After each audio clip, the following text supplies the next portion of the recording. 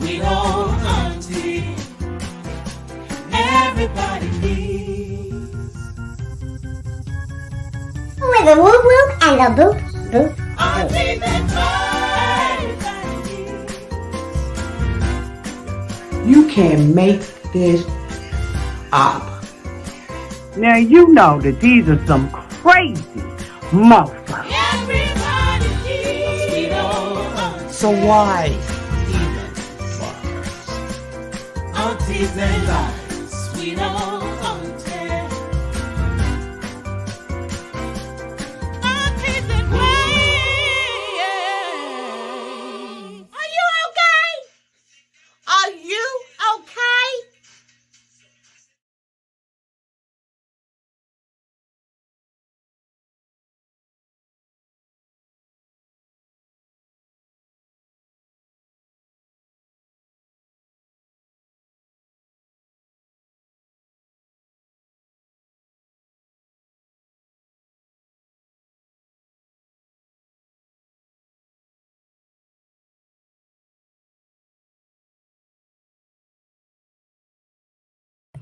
It's on the floor. And it needs to be up here so you can turn off the lights. Okay. Hi, everybody, and welcome back.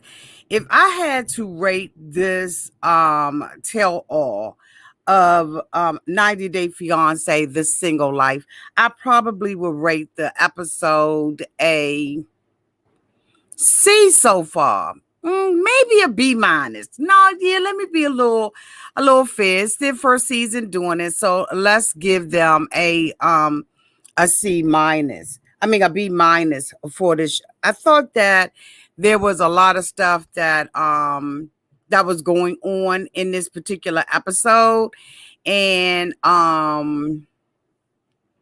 really want to try to break this down. So I'm going to take my time with going over all of the shenanigans that happened in this particular tell all, because I brought Discovery Plus so that you don't have to, right? So I need to make sure that you know everything that happened. So in this episode, right, they, of course, it is held in New York City.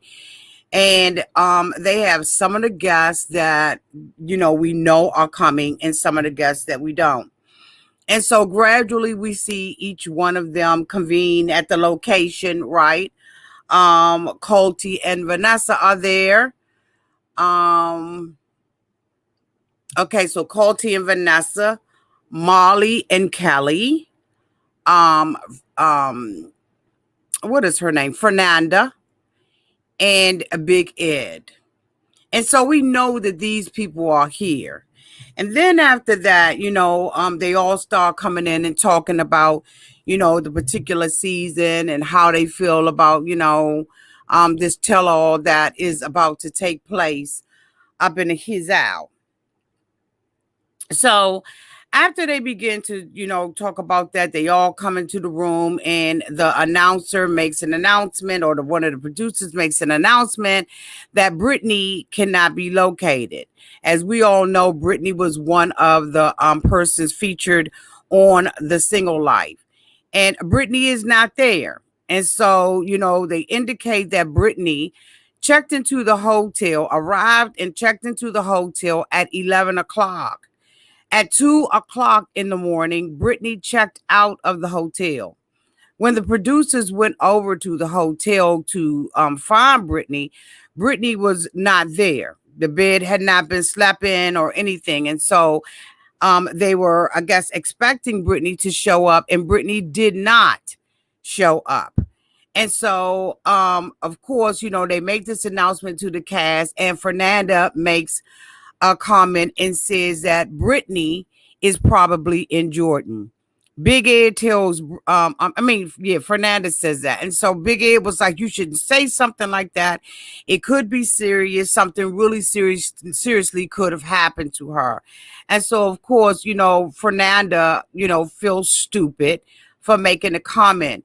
Danielle makes the suggestion that Brittany may not have wanted to confront all of her lovers on the show, and this is what has caused her not to show up.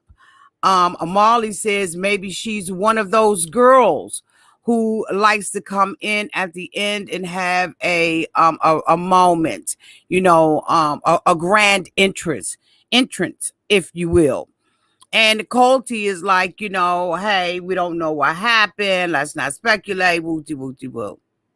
So there is a mystery about Brittany, but the producers tell the cast that they're going to be going on in 10 minutes, and they're going to try to proceed without Brittany. And so all the cast members come out onto the stage, and before they do that, they're going around the romper room to find out, what's going on with everybody. Of course, Big Ed is there, and there is no Liz. And as we know, Liz was Ed's love interest in the single life. And so they begin to ask Ed, where's Liz? And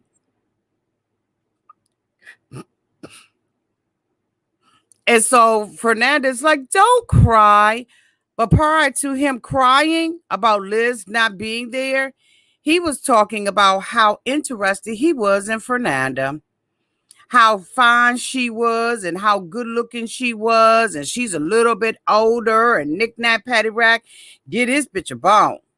He wants to go into that type of dialogue. And I'm just like, he is so pedicurish. Okay, that's the name we're going to use for. He's so pedicurish. And so, of course, Fernanda is not any wiser that this man is, looking at her as if she is a cupcake. I don't know what's wrong with this guy, but he goes on to try to tell us throughout this episode, and y'all gonna keep the bull crap and just buckle up. Just buckle up. So anyway, they all go out on the stage and everything, and they all get settled in their chairs. And of course, Ms. Robinson wants to, welcome everybody to it. And the next thing we know, we see Liz in the back. Liz is boo-hoo crying, cannot get herself together for anything in the world because she is having anxieties about going out and seeing Ed. As we all know, I've done various videos about Liz breaking up with Ed. Every time I turn around and I look around, it appears that it's a brand new reason why Liz has stopped dating Ed. And today it's no different. We're going to find yet another reason why Liz decided that she did not want to continue to be in this loving relationship with Ed.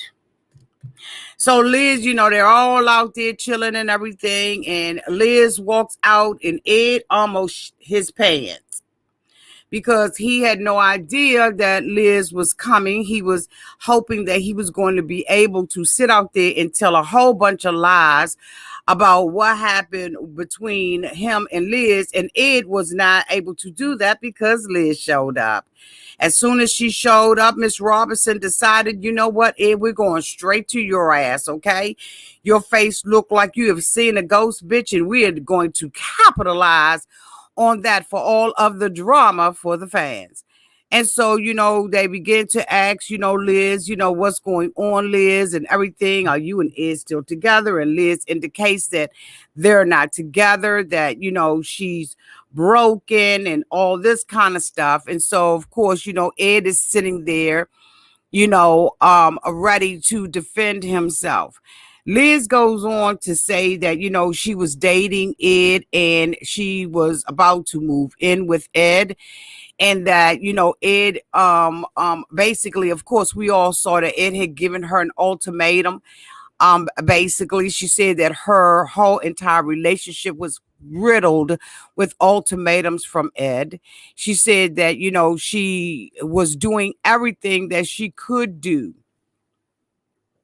to make this relationship between her and Ed work out. She said no matter what ultimatum he gave her, she said she would do it because she did not want Ed to leave her. She said that she was in love with Ed and thought that this mofo was the one. Let's just go ahead on and rest on that for a minute, okay? Let's just take a moment of silence, bitch. Liz indicated that she thought that he was the one. She said that Ed had promised her that he would never leave her, never deceive her, always would cleave to her, and he didn't. And he broke her heart. And Ed said that he likes being Big Ed. He needs attention. He doesn't love himself. He's working with a psychiatrist and a therapist. And Colty began to read his ass for filth. Every time Liz said something, Ed had a damn excuse for it. And I was here for Colty reading his ass. Liz indicated that, she was in this relationship with Ed, and, her and Ed were off and on, that throughout the relationship that the two of them had broken up with each other like around 6 or 7 times. And and she said, that they were on a breakup and everything. She said that every time something happened, Ed would put her out of his house and just treat her like a piece of on a stick. And she was, basically there for Ed's beck and call. Ed broke her down in order to try to build her up to be what he wanted her to be. Okay. Basically acting as if he is a complete and total narcissist. And Liz, said that the next time this mother told her to leave his house, she is going to leave his house and never come back. 2 days later, Ed is in Las Vegas, sending Liz text messages indicating that he is out there getting him some sugar babies.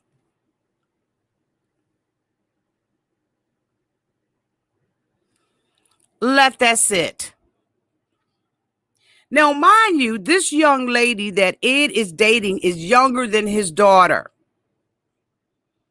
Fernanda is young. Everybody he's dated is young. But it is very telling for an old man to sit there, a 55 fucking year old man, to send someone a text message and say, I am out here getting sugar babies. That speaks volumes to the value that he puts on women.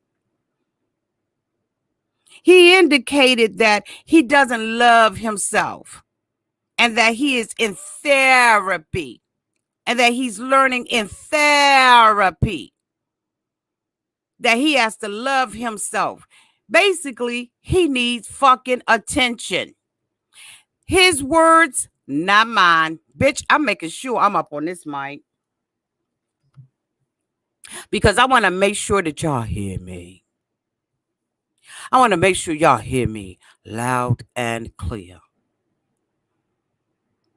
So, of course, Liz is broken down because she said they had just broken up. Here she was in love with this man. She said it took her a while for her to even realize that she was in love with him. She said she struggled with separating Ed, the character on a television show, and Ed, the man. Bitch, they are one and the same.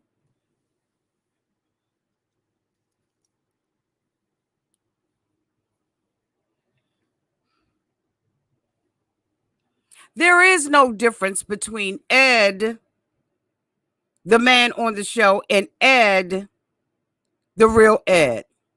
There's no fucking difference. No respect for women, none whatsoever. He's a complete, in my opinion, narcissist, asshole, pedicurist, bitch. There is something wrong with him when he is absolutely preying on these young women and calling them sugar babies. He posted some pictures to, I guess, his Instagram or whatever the fuck he posted it to. And she saw him with the 2 women 2 days after she is broken up with him.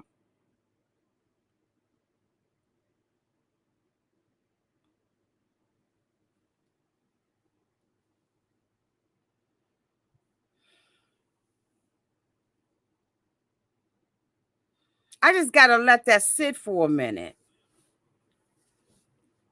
Do you think that there is a man that I would want to date my daughter and he calls her a fucking sugar baby? So that means that the only value that you see on women, or the only value that you may see in women is that you give them money and they pop that. He says that he did not know how to love her. He just did not think that she loved him because nobody loved this bitch in 29 years. It's a no wonder they didn't love your ass. It's understandable. Because you don't love yourself and you don't value women. You don't see women as women. You have to see women as women. You can't see us as fucking sugar babies, bitch. And so that's why it looks like you handle women the way that you do, Ed. You're a fucking pedicurist.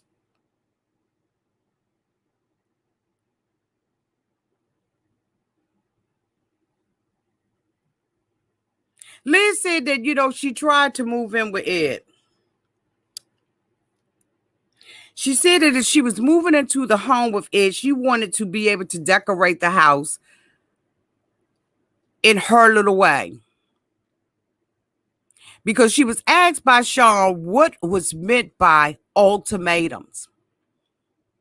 So she begins to describe an ultimatum or control, Ed controlling her.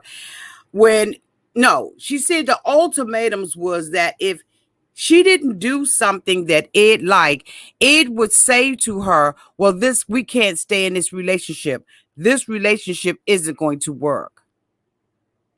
Young women, when you are dating older men and they are exhibiting father tendencies or pedicurist tendencies, you got to get the fuck up out of there. Love is not conditional. It's unconditional.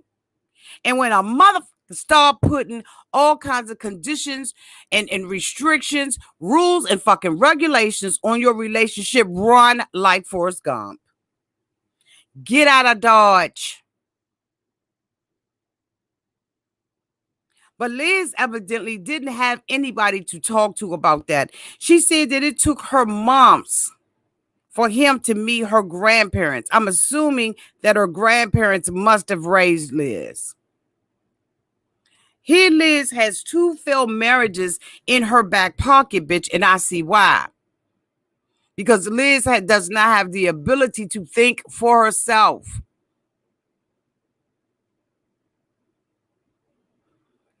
She doesn't have the ability to articulate her negotiables and her non-negotiables, what she wants, what she doesn't want, what she'll stand for, what she won't stand for. She don't have no damn, in my opinion, standards and values. So she adjusts. She's perfect prey for a narcissist mother.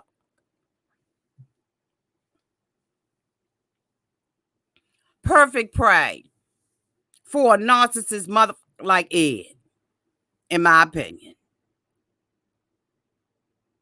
So she decides that she's going to go and stay with Ed. She wants to put some of her touches on the house because she did not want to feel like, quote unquote, I was moving in to my boyfriend's house, and not that my boyfriend and I are sharing a house along with his mother. She says that Ed took her pictures of her daughter and made a decision where the pictures was going to go. She said all she wanted to do was put the pictures around the house, strategically, so she could make it feel like home. It said, fuck you. She said that when she told Ed, when she told Ed that she wanted to make it personalized for herself and she wanted to do it, he was offended because he's a fucking photographer. What the hell does that have to do with the pictures hanging up on the wall of her and her daughter? So Colty was like, I'm a photographer too, but I don't regulate who put pictures with. This month, he had an excuse for everything. Instead of taking ownership and responsibility, he sits there and cries and talks about, I don't love myself. the psychiatrist, the therapist. Colty said, shut the fuck up about the daggone counselor and the therapist. Shut up. Nobody wants to hear that. It's not an excuse to treat this girl this way.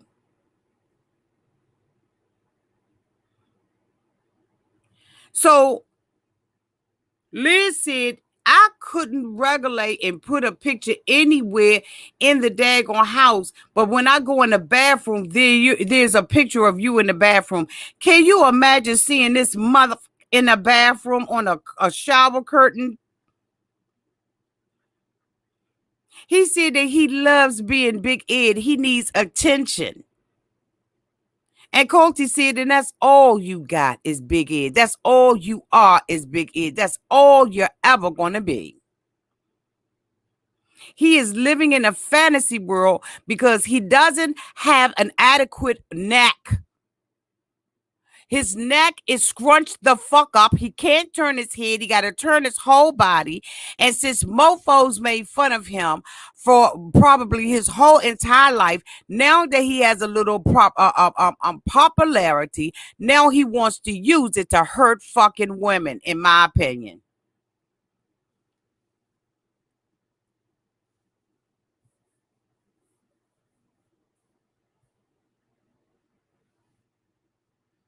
So when they took a break, Kelly said, damn, man, you've been in, you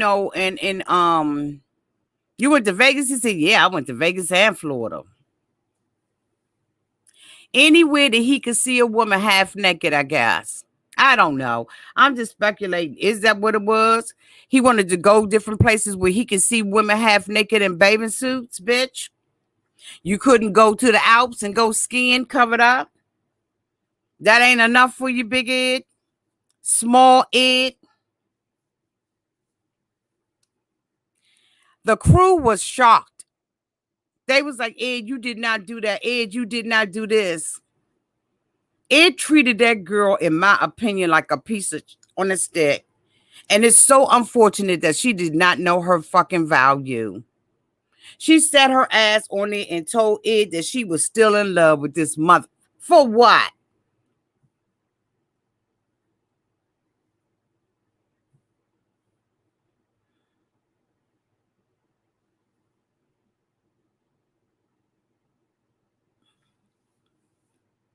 They bring out Ed's daughter, Tiffany. They have the discussion about what happened. Tiffany comes out there. She a little mellowed out at this point because she knows she didn't get a good fucking at it and she wasn't a good girl. But guess what? She can't help it because the apple don't fall far from the fucking tree. Anyway, Liz, they talk about, what happened. And she was saying that she, didn't really like Liz, but she was happy that Liz was older than Rosemary. She indicates that, she just won't fill in the girl. They all went to a club in Vegas. Liz said that they was laughing at him and making fun of him and was like, she said that the more that they made fun, she was like, let me go back to the hotel room. So her and Ed left the club, and when she would not discuss with Ed what was going on, Ed made a decision that he was going to call the airline. He actually got on the phone with the airline and started making arrangements to leave. So, of course, Liz, who appears to have abandonment issues, was like, okay, well, I'm going to make some damn reservations of my own. I'm going to go head on and get the fuck up out of here, too. So what she did was call Ed's bluff and left his ass and went on back home.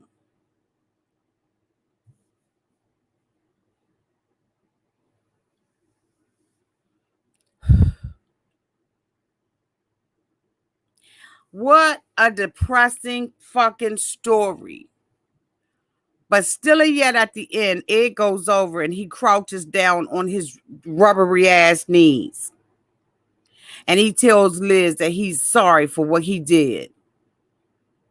And Liz has the audacity to say, I am still in love with you. What the fuck is wrong with Liz? She's one of those type of women that you just cannot save her. Oh.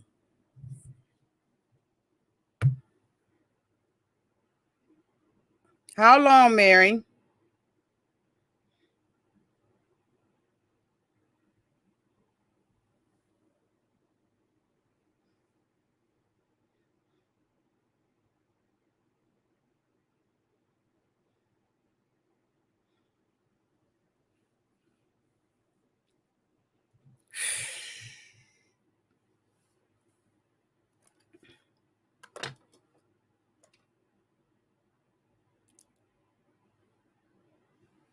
Thank you, Mary. She said that she's just one of those type of girls that you can't save. Because fuck if I'm a saver. I reached out to her on Instagram. Let me see if she hit me back. Did she hit me back? No, she ain't hit me back.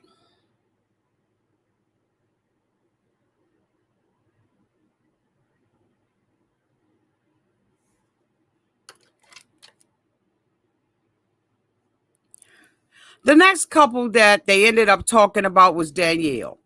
Danielle indicated that, Danielle, let me tell you something. This was the best I've ever seen Danielle's ass look. I've never seen Danielle look better than she did.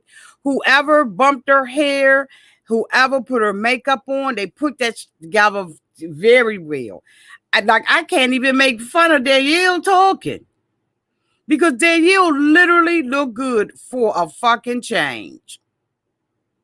And whoever is the person that's running back telling Danielle everything I said, make sure you run back and tell Danielle that Auntie gave her a compliment. Bitches. So anyway, Danielle, comes out. Danielle is out there and they talk to Danielle about her relationship with Robert.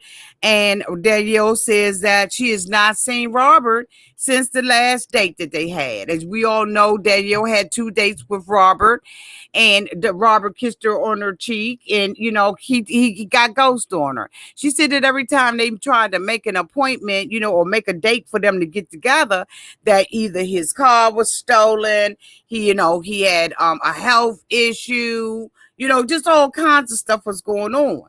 So, of course, they want to find out whether or not Danielle thinks that, he is still involved. And she, they asked her, do she believe it? And Danielle was like, yeah, I think I believe it and everything. So they bring Robert out and the 3 girls.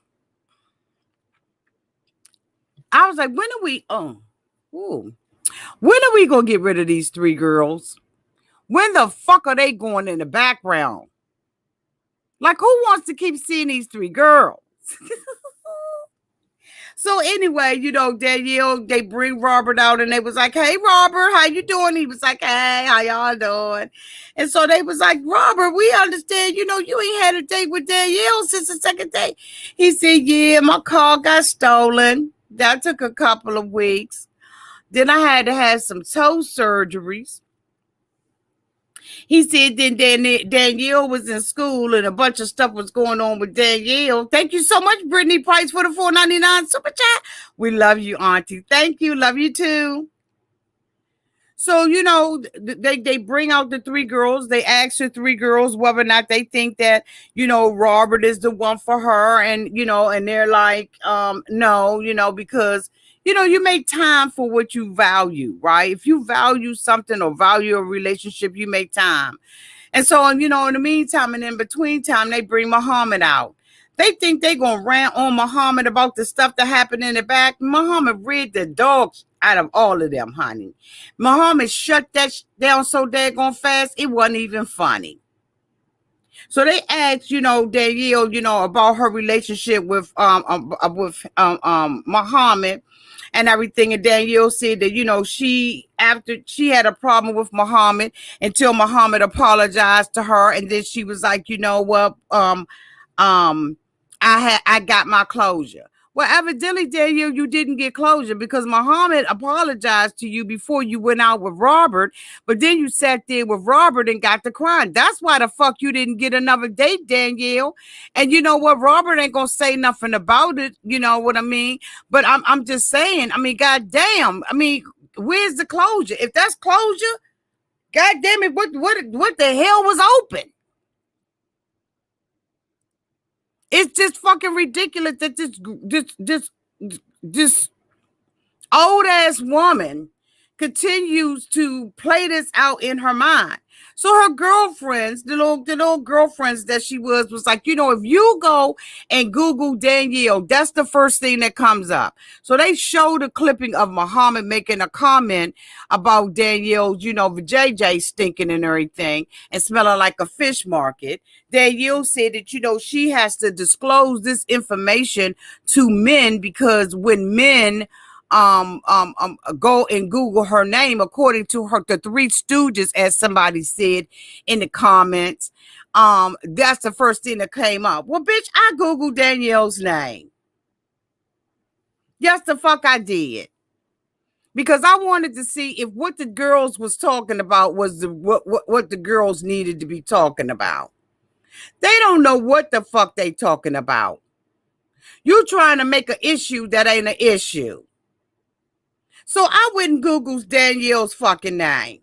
Let me bring this up. Bear with me.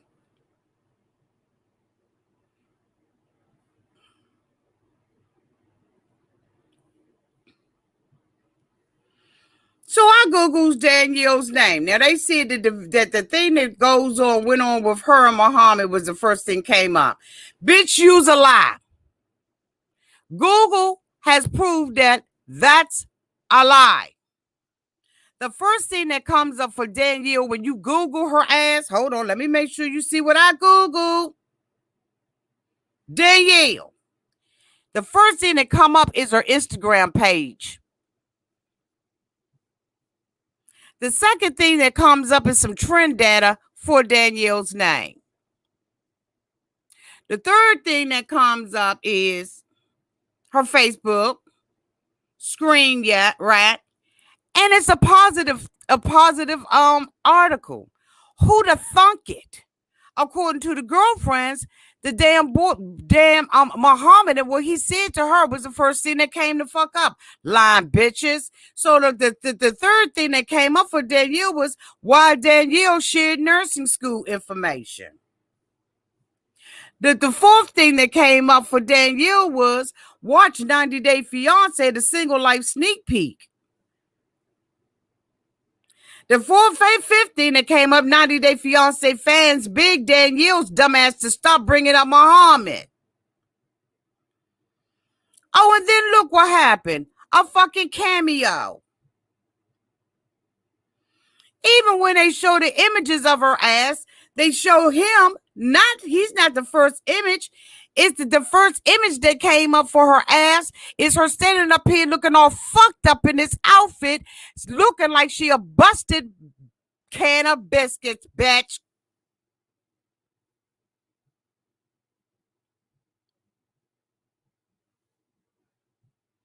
So to the girlfriends, shut the fuck up. Stop making her relive that same bullshit. She don't have to keep reliving that and telling everybody what the fuck happened between her and Muhammad and that her crouchy was crouches. That she had a snap crackle and a damn pop going on between her legs. That she was smelling like a fucking fish market up in that mother. Stop making her relive that in order to have something. Like Muhammad said, y'all bitches worried about who I'm dating, where I'm living at. What about, did I use her for the fucking green card? He said, when y'all need to be concentrating on the stuff that Google say concentrate, the stuff that Google ranked as number one. Google, he said, won't you talk about the bitches' grades?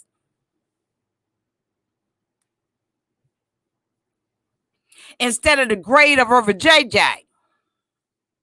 We know that's a fucking fail. Then you see, it makes me feel some kind of way, even though I know that it wasn't true. I just feel, when I talk to Muhammad every day, every other day. He said, yeah, damn right. When we talk to each other, we friends. The fuck? But the girlfriends who's supposed to be her homegirls won't let her forget that her stuff smell like fish. Trout, rainbow, catfish, red snapper, flounder, a mahi.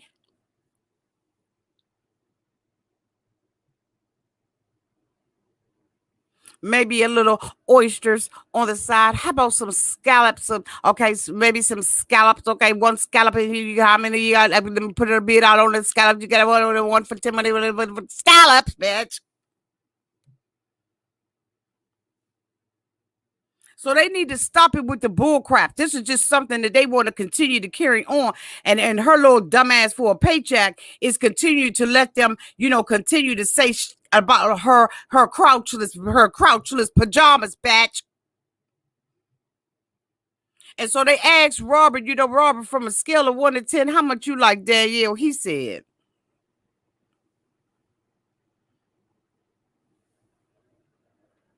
an 8. Molly said, you lying mother. You lying mother. Him and Kelly was like, oh, hell no. Oh, no. Oh, no. They see what if you liked her like an 8, you would date her like an 8. They see you got any final words for her? Yeah, Danielle, when you come home, maybe on a Monday or Tuesday, I'll get in contact with you and we'll go out on a fucking date. I said, bitch, you's lying. All you doing is trying to get you some daggone cream sauce and some milk, some sour cream, some onions and some garlic, bitch, and you trying to make you some daggone lobster biscuit or crab soup, bitch.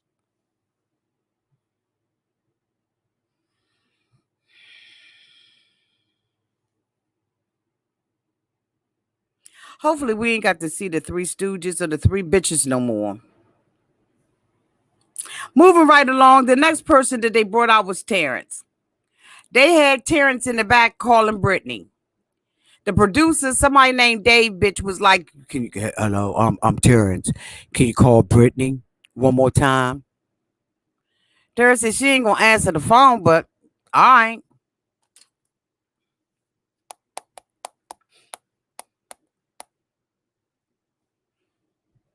The caller you have reached is not available and the mailbox is full. Terence, call back later on and tell TLC's producer, and specifically Dave, to kiss my ass. He said she didn't answer. She didn't answer. So they brings Terence out anyway. Terence goes out there and everything, and they got Terence, all up on the ropes. Terence don't know what's going on with his members only jacket on. So Terence is out there. They're like, so Terence, what do you think happened to Brittany? He said, I don't know, but this what she do. They was like, what you mean this what you do? What she do? He said, she get mad over something petty and everything. Brittany's going out there whoring. Allegedly. Brittany, something is the fuck wrong with Brittany. When she is up 1 minute and down the next, bitch, something's going on. I don't know if she needs medication or like I said, medication. Okay, she needs medication. But something is the fuck wrong with Brittany. Because that's not normal behavior. So, they basically said that Brittany got these men in rotation. So she got, Terence on this side. She got Jordan on that side. She got Puma on this side. She just rotating men. Allegedly. That's what the crew thinks that she's doing. So Terence said that this is something that she do. They was like, when was the last time you saw her? He was like, February. And so, you know, they was like, damn.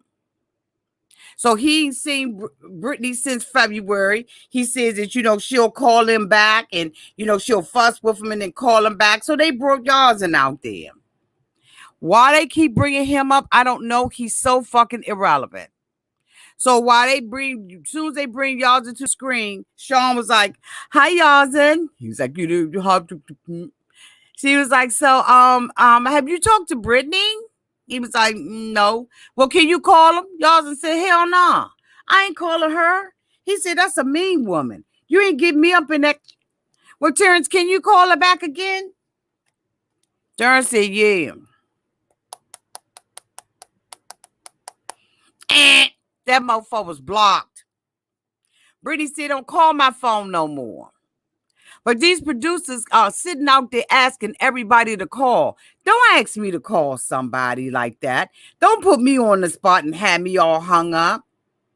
He wasn't blocked at first, but now the bitch is blocked.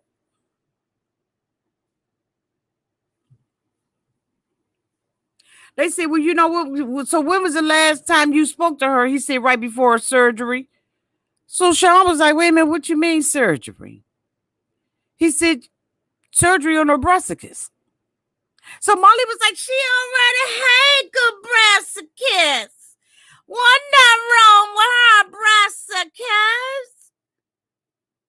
So Sean was like, "Oh, this is news." We all saw Brittany out there in front of the freaking place where she was getting the breast surgery done. Brittany wasn't hiding about her brassicas. No, the stuff that Brittany is doing is all jacked up, tied up, and tangled up. Brittany should not be doing what she's doing. But guess what? At the end of the day, Brittany's a grown-ass woman, and if she want to run these men, you know, like Kelly says, she's a player. And maybe she does have these men in rotation. But I tell you something else. There's something absolutely wrong with Brittany. When your moves are up and down like that, something is the fuck wrong. The next person that they was talking about was Colty, because I got to wrap this up for y'all. The next person they was talking about was Colty. They went on to Colty and Vanessa's relationship. People congratulated them on their engagement. Of course, Big Ed did not clap. He didn't clap. You know what I meant to tell y'all? His little mother came out there, right? You know what? Keep it pushing. Don't talk about the mother like that because she really could not help it, auntie. Move the fuck on. Keep going on. So they were talking about them. And so, you know, they were talking about this sexual thing and all of that kind of stuff, which is, you know, something that they're running in the ground. And I agree with Muhammad. It's got to be something else that you can talk about other than their sex life. They talked about, you know, they asked Vanessa to explain what does she mean by, you know, him talking. And she says that he does these adventure stories. Okay. The story of Colty and Vanessa and how they made it over to the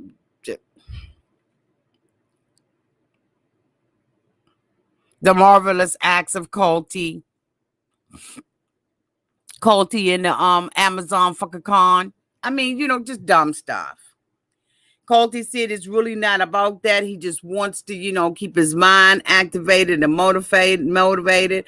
Molly asked him, did he feel like, you know, he had a, you know, it just was the same old thing over and over and over again. So they bring Mama Debbie out, and, you know, Mommy Debbie is talking, and Ed decides that, you know, he's going to get in the picture and tell Mama Debbie that she needs to untie the apron strings, that she needs to get Colty off the nip tuck. And Mommy Debbie said, "Fuck you! Fuck you, Ed!" I said, Mother Debbie, fuck you!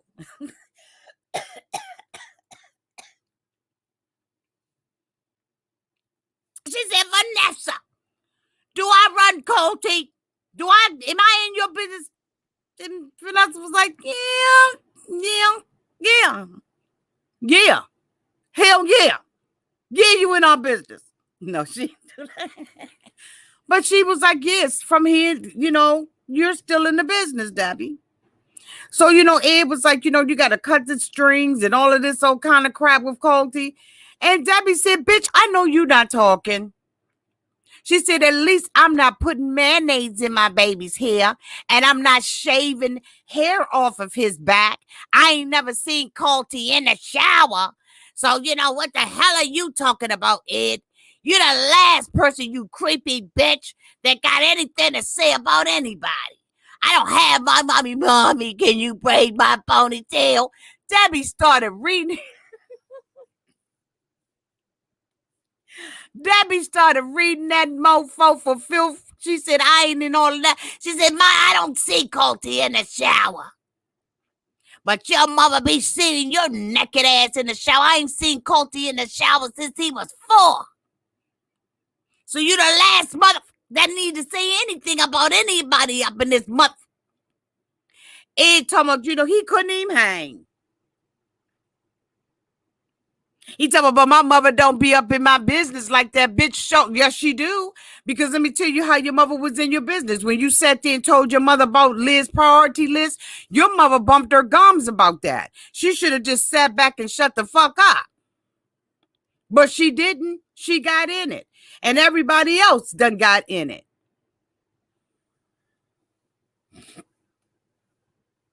Miss Debbie cussed Ed out. And I was here for it. Because you the last person that needs to be talking about a mother-son relationship. You moved Liz up into your house with your mama in it. You ain't no fucking different than Colty. Colty said, at least I know I'm a piece of shit. He says, I know I'm a piece of shit. And I know that I mess with a whole lot of women. And I've done what I've done. At least I can admit to it. He said, you want to sit up here and make excuses for everything you do, Ed. Everything you do, you got a reason or a rhyme or a reason to it. You just fuck with people just to fuck with people. I said, bitch.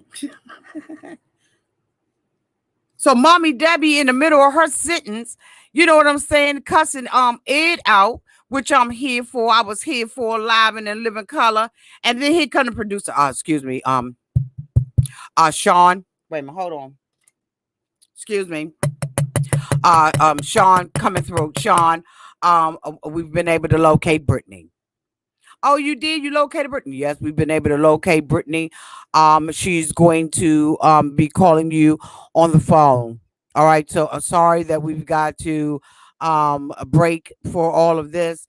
But, we believe that this story with Brittany is a little bit hotter than this story with Debbie cussing Ed the fuck out. I think it was a poor decision. Who gives a damn? They got Terence to call her. He was blocked. Brittany called, texted him back and was like, what's up? So he I'm sure they back there telling him what to do. So he's texting Brittany back and everything on the phone. And so, he was like, they was like, ask Brittany, can she talk to whatever? So he finally gets Brittany on the phone and excuse me, Brittany. Yeah, this is Dave.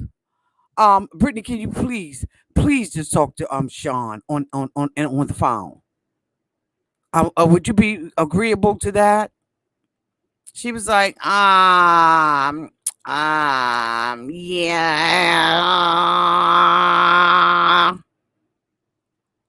I said, man, Brittany's probably somewhere stuck with a sausage in her mouth. At least that's what it sounded like. It sounded like she was eating. One of the things that Vanessa disclosed on the daggone thing that I thought was gross was, Colty never being satisfied with sex. She goes on to give us an example and says that she and Colty were in the shower. Colty was in the shower. She came into the shower, got down on bended knees, and began to sing in his microphone.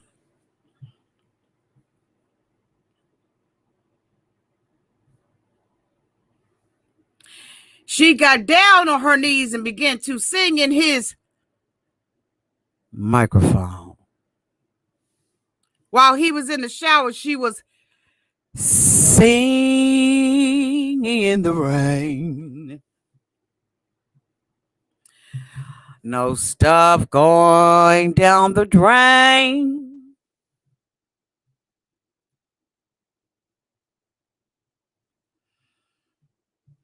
She was singing in the rain.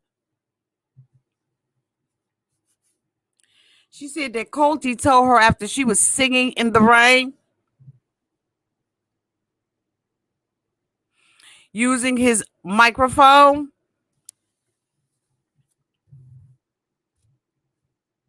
that Colty said the energy just wasn't there. Colty said she didn't have the right energy while she was singing in his microphone, bitch.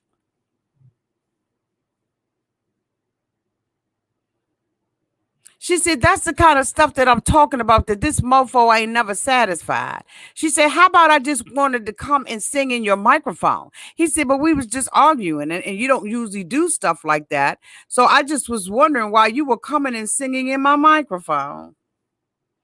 No, Tracy H did not say that was a minute. Look what Tracy said. Look what Tracy H said.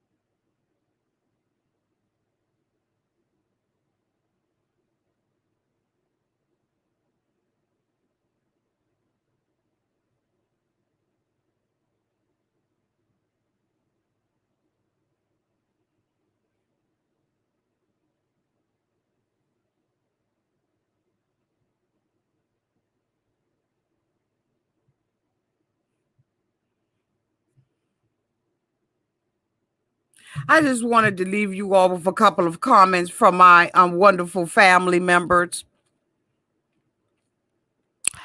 Anyway, y'all, that is the end of this review of a 90-Day Fiancé, The Single Life,